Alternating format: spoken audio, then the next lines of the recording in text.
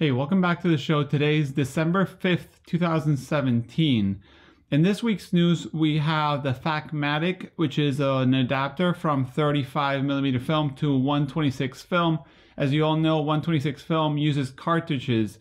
So it's a 3D printed cartridge, which you can put your 35, spool it into that little cartridge, shoot those square little 35 shots, and then develop it. This I saw from the Film Photography Podcast, and their store has some in stock, but also you can purchase them directly from the maker, which is in Italy.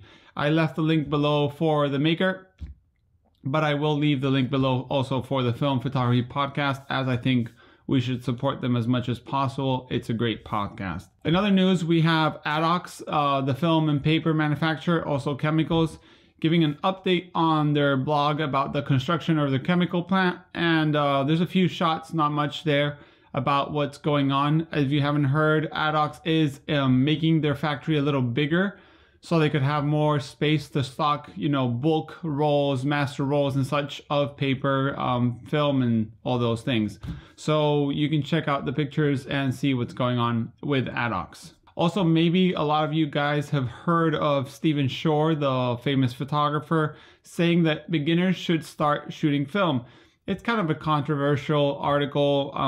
We all know that film slows you down to a certain point if you want to, but you can also slow down yourself on digital.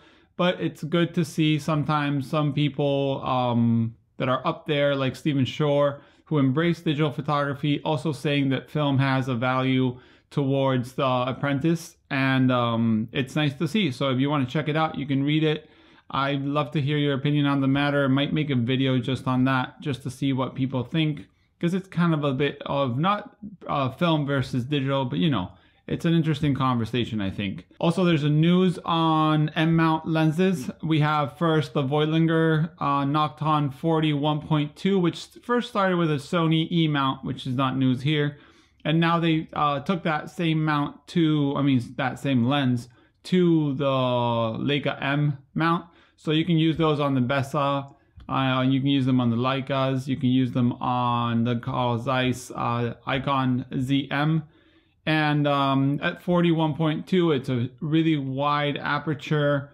So you can shoot at night almost and such, just wide open. If you're interested in that kind of thing, it's priced around 900 to 1,000.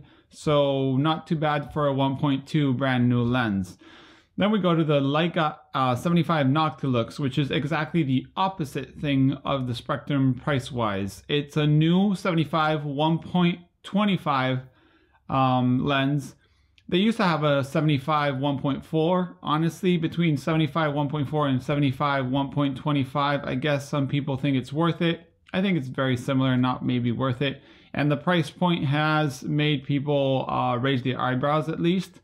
The people that can afford it will be happy to buy it. The people that can't afford it will be happy to dream about it. I'm not a 75mm lens guy, but it probably will be nice to test it out if I can. So yeah, 75 f 1.25 from Leica Noctilux. Also from Leica, we have a special edition black paint, and it's a special edition from the 50 Summicron Apo. So the Apo lens, if you don't know about it, it's corrected to be amazing at f2 and up. Its price point is also quite high for most people. This special edition is going to sell around $10,000. But if you want to get an Apo and you really like special editions, this is the lens for you. Also, news from Ilford is after all the problems they've had with the distribution in the US, they finally found a proper match. And it's going to be Roberts in the USA. They have a lot of experience on distribution already. So most people that I've read are happy about that. So if you were waiting for special orders and such, you might want to talk to them, as they will be probably continuing that from Ilford. Also, news we have is Kodak's T-Max 100, which I already said would be coming back. It's finally back in stock, on the way to the shelves from certain stores. I saw this in the FPP. I've seen this on stores in Europe and such. Kodak T-Max in 120, we all remember, had a huge problem with the backing paper. I still think it wasn't only the backing paper, because the other films also use backing paper and still in stock, but we'll see what happens. Also from Kodak, we finally have the Super 8 price, and the price point is way higher than they said it would be. I had to Google the old original articles, and they said the price point would be between $400 to $700. Finally, it's going to be around $2,000 to $2,500. So it makes me wonder, who is it aimed for, because most amateurs are not going to be able to afford a $2,500 camera that eats film. That's Super 8. That's not cheap to develop, and not cheap to scan. So we'll see what happens. But it's kind of sad that their marketing is pointing way higher than most people's budgets. Also, there's big news in the large format world. Ghibellini, the Italian camera maker, has launched a Kickstarter for making all aluminum film holders. They're all aluminum, but the dark slides are plastic or carbon fiber as a special edition. If you don't know, Ghibellini makes very, how would you say, beautiful engineering large format cameras.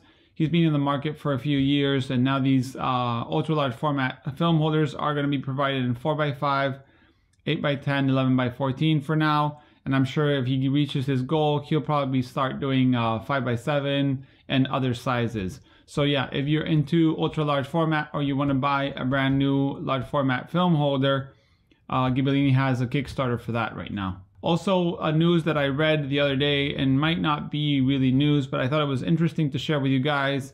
Famous photographer Michael Kenna, who shoots mostly square pictures with his Hasselblad. There's a ton of videos online. His work is very minimal, very appealing to a lot of people. I like some of his stuff. Some of his other stuff is not so much my taste, but it's interesting to see he's made a book shooting the Holga camera. It's not the first time I see a proper photographer shooting, or professional photographer shooting with a Holga. I also saw David Burnett, who was shooting a roll, which each picture was, I think, a senator of the United States. So if you guys love the Holga as much as some people do, you'll be happy to see that some, renamed photographers are using it too as a way of expression, which I think is very interesting. Also, news in the large format, Shen Hao is now also distributed in the United States by Cat Labs. Shen Hao, as you know, is a Chinese manufacturer who was selling his cameras either online or at certain spots like Badger Graphic, the View Camera Store, I think, had them too. And now Cat Labs will have them, some in stock, some are pre-orders, and then you get your camera a few weeks later. So nice to see Cat Labs growing his family of large format offers, and we'll see where that goes from now. Also, there's news from the Italian camera maker Stenopeka. He made a little video talking about the Polaroid Land cameras, which were the peel apart cameras. He says now that pack film is pretty much dead, don't throw your camera away. He's gonna have a way to make them into tin type cameras, so wet plate on your little Polaroid Land, which is interesting to shoot if you're into collodion. They're cheap cameras, some are extremely cheap, and maybe we can give them a second life. I'm gonna keep the ones I have as kind of like a feeling to see if maybe one day the film comes back. It's not worth, to me, throwing them out, or tin type's not my kind of photography. But if you're into tin type and you have a Polaroid Land camera and you want to have something fun to play around, Stenopeka is going to be doing that from now on. Also, this is news from someone that sent me an email about Instax Square price going up. I haven't been currently following the price of Instax. I haven't read any official statement saying the price would go up, but Instax always has been priced around $1 or €1 a shot. And I checked my store here in Spain, and now it's 1.5. Same thing as the viewer that told me that it had gone from $10 to $15 or euros wherever he was based. So I don't know, maybe Instax is raising the prices due to supply and demand, or maybe they're raising the prices because they had a low price point to start and now they're going up. But it's still interesting to see the price going up, and now that Polaroid Originals is in the game, marketing Polaroid so much, we'll see where it goes. Well, that's all for this week's news. As always, thank you for watching. There's any information, you can send it to the email below. See you next week.